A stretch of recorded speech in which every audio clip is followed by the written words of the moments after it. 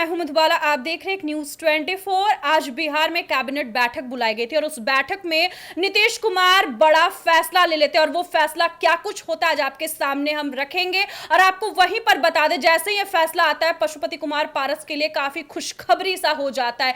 क्या कुछ निकल करके सामने आज हमारे साथ 3 सहयोगी हैं बातचीत करने के लिए, तो चलिए एक एक करके जानकारी लेते हैं आखिर वो खुशखबरी क्या है।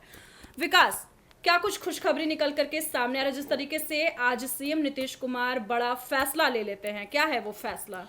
देखिए, सीएम नीतीश कुमार अपने सख्त मिजाज के लिए जाने जाते हैं। वैसे में सीएम नीतीश कुमार ने आज कैबिनेट की बैठक बुलाई हुई थी। तमाम मुद्दों पर बात होते हुए कई ऐसे मुद्दे थे जिस पर आज सीएम नीतीश कुमार ने मोहर लगा दी है। उसमें से आज एक अहम मुद्दे पर नीतीश कुमार ने मोहर लगाई है और जैसे ही ये मोहर लगती है वैसे ही राष्ट्रीय लोक जनशक्ति पार्टी के तमाम जो कार्यकर्ता और नेता हैं उनमें खुशी की लहर दौड़ जाती है। और सबसे ज़्यादा इस वक्त अगर कोई खुश होगा तो वो पशुपति पारस होंगे। वहीं पर अगर हम बात कर ले चिराग पासवान की, तो चिराग पासवान के साथ साथ चिराग पासवान के जो खेमे हैं उनमें अब इस वक्त उदासी है।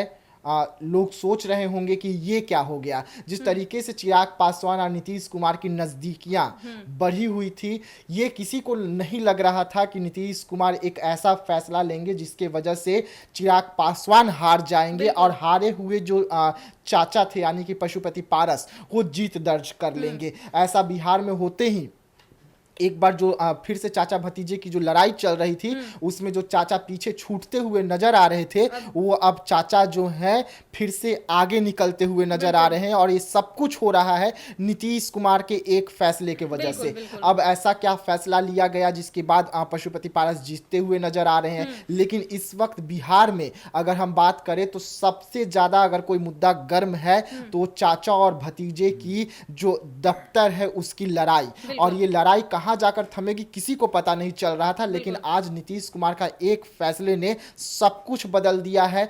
चाचा के खेमे में खुशी की लहर है तो चिराग के खेमे में जो अभी तक खुशी मना रहे थे, जो बोल रहे थे कि हम पार्टी कार्यालय पे कब्जा कर लेंगे, जो बोल रहे थे कि मिठाई बांटेंगे, होली दीपावली सब साथ मना लेंगे, लेकिन अब उनकी पार्टी में उदासी की जो एक लहर होती है वो दौड़ गई है। लेकिन पशुपति पारस अभी अपने कार्यकर्ताओं के साथ जैसे ये खबर सुने होंगे मिठाई बांट रहे होंगे, एक दूसरे को मिठाई खिला रहे होंगे, क्योंकि यहाँ पर एक बड़ा टेंशन जो था पशुपति पारस का वो टल गया है, वो खत्म हो गया है। बिल्कुल। नंदन, आपके पास आते हैं। जिस तरीके से आज कैबिनेट बैठक हुई है और उस बैठक में बड़ा फैसला ले लिया गया है और वो एक फैसला के वजह से चाचा और भतीजा काफी कुछ अभी देखने को मिल रहा है। देखिए, इस फैसले के बारे में धीरे धीरे करके हम जिक्र करेंगे। अभी बताते हैं कि जो जिससे संबंधित जिस विषय से संबंधित ये फैसला था, विकास ने बताया कि वो एक कार्यालय और अभी के समय में बिहार का सबसे गर्म मुद्दा कोई पार्टी कोई नेता नहीं है बल्कि एक कार्यालय है, क्योंकि वो एक कार्यालय है जिस कार्यालय को लेकर लगातार बातें उठ रही है और वो कार्यालय भी एक ही गठबंधन का हिस्सा है और उस कार्यालय में के जो दो भागीदारी है वो दोनों भागीदारी भी एक ही गठबंधन के हिस्सा है। जहां पर एक तरफ चिराग पासवान है जो कि केंद्रीय मंत्री है, सांसद है, और एक तरफ है आपके पशुपति पारस जो कि चाचा भतीजे रिलेशन में लगते हैं, हर कोई जानता है। लेकिन अभी के समय में जो कार्यालय वहां पर एक कहते हैं वाइल्ड कार्ड एंट्री वाला, वहां पर नीतीश कुमार ने लिया और वहां पर नीतीश कुमार ने के जो फैसले आए वो भी बहुत हम एक तरह से चौंकाने वाले नहीं कह सकते हैं, क्योंकि वो जो फैसले थे वो फैसले शुरुआत से अगर कोई अनुमान लगा सकता था तो उसको पता था कि नीतीश के चिराग के साथ क्या रिश्ते हैं, नीतीश को पशुपति पारस से क्या लेना देना है, लेकिन चिराग के साथ क्या रिश्ता है ये यहाँ पर ज्यादा भाव रखता है। और दूसरी बात लेकर चले कि वो कार्यालय पर लगातार सवाल उठाए जा रहे थे कि वो कार्यालय आखिर किसका होगा। कोई कह रहा था कि अगर पहले दिन से लेकर चले तो रामविलास पासवान का कार्यालय है, कोई कह रहा था कि एक समय पर था जब उस कार्यालय को कार्यालय पशुपति पारस ने बनाया और जब चिराग पासवान के हाथ में गद्दी आई तो उस पर धौंस जमाने का प्रयास कर रहे हैं। तो एक तरफ लोग ये कह रहे थे कि वो अगर उस कार्यालय की बात करें तो वो कार्यालय असल मायने में अगर विरासत के तौर पर देखा जाए तो चिराग पासवान का है। तो देखिए ये लोगों का कहना है। बिल्कुल। और जहां तक चिराग पासवान की बात करें तो चिराग पासवान के पास रामविलास पासवान की अगर कोई वो होता नहीं है कि हम अपने पिता की कोई एक अमानत अपने पास रखना चाहते हैं तो रामविलास पासवान का एकमात्र वही अमानत चिराग पासवान ऐसा समझते हैं जो हम अपने पास रख सकते हैं। और उस कार्यालय से बहुत सारी यादें भी जुड़ी है, क्योंकि वो कार्यालय चिराग पासवान बचपन में भी जाते होंगे और देखते होंगे कि हाँ ये हमारे पिताजी बैठे हुए हैं यहाँ पर ये, और अभी के समय में वो चाचा वहां पर बैठे हुए हैं जिस चाचा ने उनकी तब मदद नहीं की थी जब उन्हें उस चाचा की मदद चाहिए थी। तो ये सारी बातें घूमती है। और जहां तक नीतीश कुमार की बात है तो नीतीश कुमार का बेशक अभी के समय में चिराग पासवान से करीबी बढ़ रही है उनकी, और लेकिन हम उस वक्त दौर को भी नहीं भूल सकते हैं जब जिस दौर में नीतीश कुमार और चिराग पासवान के 36 के आंकड़े थे। बेशक एक गठबंधन है, जिस गठबंधन में चिराग भी हैं, नीतीश भी है और पशुपति पारस भी है, लेकिन इन तीनों का रिश्ता अगर लेकर चले तो वैसा नहीं है जो एक गठबंधन को असल मायने में चाहिए रहता है। हाँ, विधानसभा इलेक्शन को लेकर अगर हम चले, उसको मद्देनजर लेकर चले, तो एनडीए को इतना पता होना चाहिए कि एक कार्यालय के ऊपर अगर हम बैठ जाएंगे, अगर जल्द से जल्द इसका फाइनल फैसला नहीं लेते हैं, हम अंतिम फैसला नहीं लेते हैं जो कि फाइनल पॉइंट होगा, तो हमें दिक्कत हो सकता है। क्योंकि एक गठबंधन में जो 3 पार्टियां हैं, लोजपा हो गई, आरएलजेपी हो गई या फिर जेडीयू की भी हम जिक्र कर रहे हैं, वो तीनों पार्टी को हम एक कार्यालय में सिमटा कर नहीं रख सकते हैं। इसलिए लोकसभा इलेक्शन में कुछ ही महीने बाकी हैं, तो हम जल्द से जल्द इसका फैसला लेते हैं। यही कारण था कि नीतीश कुमार के जबान से या नीतीश कुमार के अपने दिल से वो फैसला निकला। बिल्कुल बिल्कुल। प्रिंस, आपके पास आते हैं, जिस तरीके से आज कैबिनेट बैठक बुलाई गई थी और उस बैठक में एक बड़ा फैसला ले लिया जाता है, क्या कुछ फैसला है? देखिए, कैबिनेट का जो फैसला आया है और भवन निर्माण विभाग के द्वारा जो आदेश जारी किया जाता था पहले कि अगर आप हर एक साल अगर रिन्यूअल नहीं कराते हैं भवन को, तो आपका आवंटन जो है रद्द कर दिया जाएगा। उसी से जुड़ा मामला एक आपने देखा, अभी चर्चा का विषय भी बना है, पशुपति पारस का जो कार्यालय है वो आवंटन रद्द करके जो है चिराग पासवान को दे दिया जाता है। तो कहीं ना कहीं जिस तरीके से ये प्रक्रिया सिलसिला जो है शुरू हो चुका है और ये मामला कोर्ट तक भी पहुंचता है, तो वो अभी कोर्ट में ये मामला लंबित है, जो कि कुछ समय जो है वक्त का इंतजार करना पड़ेगा ताकि कोर्ट का क्या फैसला आता है। उसके बीच जो है नीतीश कुमार कैबिनेट का बैठक बुलाते हैं, कैबिनेट में ये पारित कर देते हैं कि जो आवंटन जिस पार्टी को हो जाएगा वो जो रेनुअल अब किसी भी समय करा सकते हैं, क्योंकि जब आपको अधिकार प्राप्त हो जाता है क्षेत्रीय पार्टी का, तो कहीं ना कहीं आपको प्रत्येक साल जो दबाव होता था कि हमको कराना है, तो वो अब जो है सीमा अवधि जो है वो समाप्त कर दी गई है कैबिनेट के द्वारा। और कहा गया है कि स्पष्ट रूप से जो है कि जो आवंटन है उसको आप कभी भी अब रिन्यूअल करा सकते हैं। तो कहीं ना कहीं पशुपति पारस के लिए जो है खुशखबरी आ चुकी है, नीतीश कुमार दे चुके हैं। तो कहीं ना कहीं अब ये प्रकरण जो है, अब कहीं ना कहीं ये प्रकरण के बाद अगर पशुपति पारस के पास वो कार्यालय रह जाता है, तो कहीं ना कहीं जिस तरीके से नीतीश कुमार के बीच और चिराग पासवान के बीच जो संपर्क अच्छी खासी हुई है, वो कहीं ना कहीं फिर से दूरी दरार आ सकता है। जिस तरीके से वो कह रहे थे कि हम कभी माफ नहीं करेंगे, तो कहीं ना कहीं ये अगर लागू हो जाता है, पशुपति पारस के पास वो आवंटन रह जाता है, वो बकाया किराया जो 3 साल का उनका किराया बाकी है मेंटेनेंस कार्य को लेके, तो कहीं ना कहीं पशुपति पारस को भी समझ रहे हैं, सरकार समझ रही है कि अगर उनको अगर नेग्लेक्ट करते हैं, उनको अगर पीछे छोड़ देते हैं, तो पासवान समाज कहीं ना कहीं बट जाएगा, 2 भागों में बटेगा। दूसरा चीज क्या है कि नीतीश कुमार भी जान रहे हैं कि पासवान समाज को एकत्रित करना जरूरी है, क्योंकि लोकसभा चुनाव और विधानसभा चुनाव में दोनों में अंतर है, काफी ज्यादा अंतर होता है। क्योंकि आप देखेंगे कि एक विधानसभा में 2 प्रखंड 3 प्रखंड का होता है, एक संयोजन होता है। तो कहीं ना कहीं ये देखने की आवश्यकता थी। और उनके जिस तरीके से पहचान है, पासवान समाज में उनकी पहचान है, पकड़ है, लोग उनको आदर्श मानते हैं, पशुपति पारस को आदर्श मानते हैं। तो कहीं ना कहीं पासवान समाज के लिए एक आदर्श बने हैं पशुपति पारस कुमार। तो कहीं ना कहीं आदर्श को ठुकराना कभी नहीं चाहिए, क्योंकि वोट बैंक की राजनीति अभी सभी लोग करते हैं। और जिस तरीके से राजद कहती है ना कि हमारा जो है MY समीकरण है, यादव मुस्लिम समुदाय है, तो वहीं एनडीए कहती कि हम लोग जो है अति पिछड़ा जो दलित है, उनकी हम सरकार है, उनकी बातों को हम सुनते हैं। तो कहीं ना कहीं उन चीज़ों को देखते हुए ये निर्णय लिया गया है। और बोलते हैं ना कि नीतीश कुमार किसी के दबाव में कार्य नहीं करते हैं। लोग कहते थे कि नीतीश कुमार जो है चिराग पासवान के दबाव में आकर के उनको आवंटन करवा दिया, ऐसे वैसे। तो नीतीश कुमार का ये छवि जो है बरकरार है कि वो किसी के दबाव में कार्य नहीं करते हैं। उनको जो उचित लगता है वही कार्य करते हैं। तो वही चीज आपने देखा होगा कि राष्ट्रीय लोक जनशक्ति पार्टी के कोषाध्यक्ष ने भी कहा था कि हमें जो है नीतीश कुमार पर पूर्णतः जो है विश्वास है, वो जो है जो भी करेंगे अच्छे करेंगे। तो वही आज वो साबित हो रहा है कि जो है नीतीश कुमार किसी के दबाव में काम नहीं करेंगे।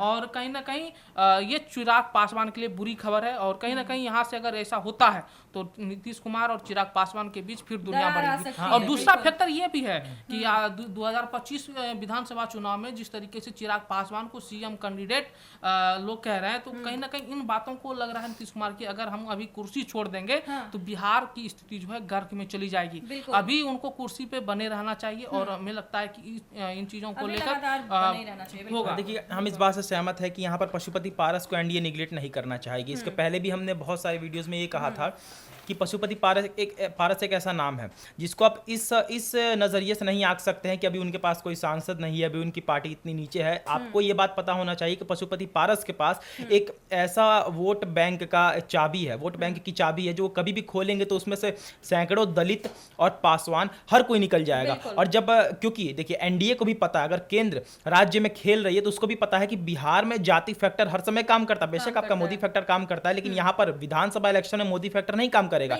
यहाँ पर जाति फैक्टर काम करता है अगर विधानसभा इलेक्शन की बात करें तो। और उस विधानसभा इलेक्शन में अगर हम जाति को ही निगलेक्ट कर देंगे तो एनडीए को बेशक पता है कि हमारे साथ क्या हो सकता है। एनडीए को यह भी पता है कि चिराग पासवान के साथ जितने बैकवर्ड लोग हैं उससे कई ज्यादा फॉरवर्ड है उनके साथ, और इस वजह से बैकवर्ड लोग उन्हें वोट नहीं देंगे बहुत सारे। जिस बैकवर्ड में आपके राजद समर्थक भी आते हैं, जिस बैकवर्ड में आप पशुपति समर्थक भी आते हैं, जिस बैकवर्ड में आपके महागठबंधन के जो बचे कुछ सीपीआई कांग्रेस है उसके भी समर्थक आते हैं, और उनमें से 30 से 40% तो पशुपति पारस के साथ जुड़े ही हुए हैं, चाहे दलितों की बात करें या फिर वंचितों की बात करें, पासवानों की बात करें। तो वहां पर डायरेक्ट फ्रंट पे आके एनडीए कभी नहीं खेलेगी और बोलेगी कि हम ये बंगला चिराग पासवान को देते हैं और पशुपति पारस के हाथ नहीं देंगे, क्योंकि इससे आपको बहुत नुकसान हो जाएगा। क्योंकि यहां पर देखिए समझने वाली बात, आप लोकसभा इलेक्शन भले चिराग पासवान के नाम पे खेल लीजिएगा, लेकिन विधानसभा इलेक्शन आप पशुपति को निगलेक्ट करके नहीं खेल पाइएगा। विधानसभा इलेक्शन में आप चिराग पासवान का नाम लेकर नहीं जीत पाएगा, ये हर कोई जानता है। और वही, और जिस तरीके से अभी हालत है, हाजीपुर की हालत आप देख लीजिए, ऊपर से हाजीपुर की हालत ऐसी है कि चिराग पासवान से वहां के लोग इतने खफा हो गए हैं, ऊपर से पासवान कम्युनिटी। सबसे बड़ी बात देखिए, सबसे बड़ी बात यहाँ पे है कि अभी जो कुछ ही समय बाद रैली निकलने वाली है, पासवान कम्युनिटी चिराग पासवान के खिलाफ निकाल रही है। एनडीए और नीतीश कुमार ये कभी अनदेखा नहीं करेंगे कि पासवान कम्युनिटी ही चिराग पासवान के खिलाफ है, और पासवान कम्युनिटी चिराग पासवान के खिलाफ है। हाजीपुर के पासवान कम्युनिटी चिराग पासवान के खिलाफ है। तो नहीं, देखिए हम क्या कहना चाह रहे हैं, समझिए कि जो पासवान कम्युनिटी है वो चिराग के खिलाफ है, और हाजीपुर के जो पासवान कम्युनिटी है वो भी चिराग के खिलाफ है। तो ये सारे जो पासवान कम्युनिटी है वो चिराग के खिलाफ है, तो जाएंगे किसके पास? पशुपति पारस के पास। और जब वो पशुपति पारस के पास जाएंगे तो हम पशुपति पारस को तो निकाल नहीं सकते हैं। वो चिराग और पशुपति को दो फेस लेकर नहीं चल रहे हैं, वो समझ रहे कि यहां से पासवान बटेगा तो वहां जाएगा, और इसलिए उनको भी हम निगलेक्ट नहीं कर सकते हैं। और यही कारण है कि पशुपति पारस के साथ इस समय अच्छा खेल खेल रही है एनडीए, और उनको एक ऐसे स्थान पर रखना चाहती है जिससे उनको विधानसभा इलेक्शन में बहुत फायदा होगा। बाकी बिल्कुल विकास, जिस तरीके से बात चल रही है लगातार, आज फैसला भी ले लिया गया है, नीतीश कुमार ने बड़ा फैसला लिया है, क्या कुछ खुलासे भी निकल करके सामने आ चुके हैं वो तो लोग जान ही चुके हैं। लेकिन एक और बात यहाँ पे आ जाता है कि जिस तरीके से पशुपति कुमार पारस को ये खुशखबरी मिलती है, लेकिन वही चिराग पासवान के लिए काफी बुरी बात हो रही है। देखिए, नीतीश कुमार के बारे में हमेशा से कहा जाता है कि नीतीश कुमार के जो दांत है वो खाने के और दिखाने के, और नीतीश कुमार के बारे में ये भी कहा जाता है कि नीतीश कुमार के आंत में भी दांत है, और नीतीश कुमार बखूबी उसी पर अंदाज में फिर से एक बार निकलकर सामने आए हैं। एक तरफ नीतीश कुमार कहते हैं कि चिराग पासवान से उनकी बेहद अच्छी दोस्ती है, चिराग पासवान को जैसे ही बंगला दिया जाता है, ऑफिस दिया जाता है, तो तुरंत चिराग पासवान की पार्टी के में खुशी की लहर दौड़ जाती है। उसी के चंद दिनों बाद, जैसे ही ये मामला कोर्ट में जाता है, उसी के चंद दिन बाद नीतीश कुमार बड़ा फैसला ले लेते हैं, और उसके बाद इसकी जो अवधि है वो सीधा सीधा समाप्त कर दी जाती है रिन्यूअल करवाने की। तो इसका मतलब क्या कि जिसका ऑफिस है अब उसी का ऑफिस रहेगा, क्योंकि आपने अवधि समाप्त कर दिया है। अब वो कभी भी रिन्यूअल करवा सकते हैं, वो अब चाहेंगे तो अब जाकर रिन्यूअल अगर करवा लेते हैं तो मामला कोर्ट में भी जो है पेंडिंग वो भी खत्म हो जाएगा, क्योंकि रिन्यूअल तो हो गया आपका बिहार सरकार में। फिर से आप वहां पर कागज पेश कर देंगे कि भाई हमारा रिन्यूअल हो गया है, हम केस खत्म कर रहे हैं। तो केस तो आप ही ने किया था ना, हाँ, केस तो आप ही ले गए थे ना कोर्ट तक, आप केस वापस ले लीजिएगा रिन्यूअल करवा के। तो एक सीधा सीधा अब नीतीश कुमार जो है वो बड़ा तोहफा यहाँ पर पशुपति पारस को भेजे हैं। अब देखने वाली बात होगी कि ये तोहफा जो भेजा गया है इसके पीछे के मायने अब तक निकल कर सामने नहीं आए हैं। नीतीश कुमार आखिरकार पशुपति पारस को जो तोहफा भेजे हैं कार्यालय का, उससे चिराग पासवान के खेमे में नाराजगी नीतीश कुमार के प्रति फिर एक बार देखने को मिलेगी। लेकिन क्या सोची समझी रणनीति है? क्या चिराग पासवान भी तैयार हो गए हैं कि हाँ चाचा को ही आप कार्यालय दे दीजिए? जरूर कुछ ना कुछ अंदर में बैठक में पहले बात हुई होगी, निर्णय हुआ होगा, उसके बाद इस फैसले पर मोहर लगी है, जिसका खुलासा कुछ दिन बाद निकलेगा। लेकिन हाँ, जिस तरीके से नीतीश कुमार के बारे में कहा जाता है कि नीतीश कुमार बिहार को आगे करने के लिए, आगे बढ़ाने के लिए किसी की नहीं सुनते हैं, जो उन्हें लगे ठीक वही करते हैं। उसी अंदाज में एक बार फिर से नीतीश कुमार सामने आए हैं और सबसे करीबी जो चिराग पासवान इस वक्त माने जा रहे थे, उनके खिलाफ में ही बड़ा फैसला लिया। बिल्कुल। तो जैसा कि आपने सुना, पशुपति कुमार पारस के लिए बड़ी खुशखबरी वाली बात आ जाती है सामने। जिस तरीके से आज कैबिनेट में बैठक बुलाई गई थी और उसी बीच नीतीश कुमार बड़ा फैसला ले लेते हैं, वो तो आप लोग जान ही चुके हैं। लेकिन आपको एक चीज और बता देते हैं कि नीतीश कुमार का ये फैसला पशुपति पारस के लिए तो काफी खुशी की बात नजर आ रही है। लेकिन वहीं पर बात कर लेते हैं केंद्रीय मंत्री चिराग पासवान की। तो दोनों में जो 36 के आंकड़े जो कहे जा रहे थे, लगातार ये लोगों का कहना था। इधर बीच में देखा जाए तो नीतीश कुमार और चिराग पासवान की दोस्ती मानी जा रही थी, अच्छी खासी दोस्ती बन गई थी। लेकिन जो ये नीतीश कुमार का ये जो अहम फैसला, जो ये बड़ा फैसला है, इस वजह से दोनों में दरार फिर से आ सकती है, ये लोगों का भी कहना है। आप लोगों का क्या कहना है हमारे कमेंट बॉक्स में जरूर लिखिएगा। तब तक के लिए धन्यवाद।